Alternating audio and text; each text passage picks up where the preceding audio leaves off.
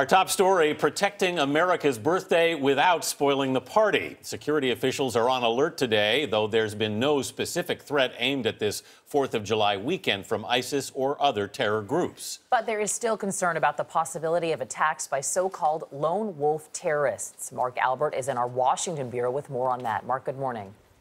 Good morning. The FBI and Department of Homeland Security have issued a bulletin warning of potential attacks through the July 4th weekend, leading to a visible and invisible response at key events. America will celebrate its 239th birthday today. On guard.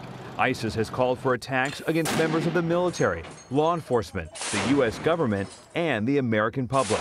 Yes, there's been a lot of chatter. That's something that you have heard all over the country, but there's no specific threat to anywhere that we're aware of right now in the country. It just is that we have to be vigilant. In Philadelphia, the birthplace of the Declaration of Independence, the deputy mayor for public safety says the city is relying on a joint operations center to oversee coordination among its officers and departments.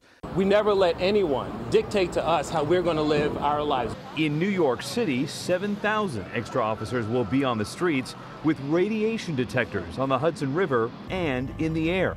In the nation's capital, 700,000 people are expected on the National Mall. All will be screened. And Chicago police are working 12-hour shifts.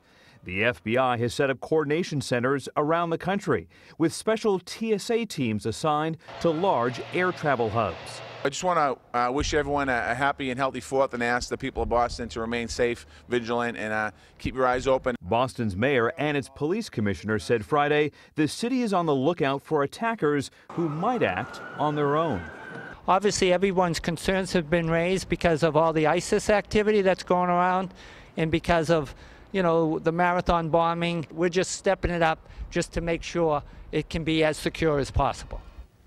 And the commissioner added that a lone wolf attack is his worst nightmare. Meanwhile, recent attacks in France, Kuwait, and Tunisia also highlight the ongoing risk to American embassies and interests abroad. Vanita?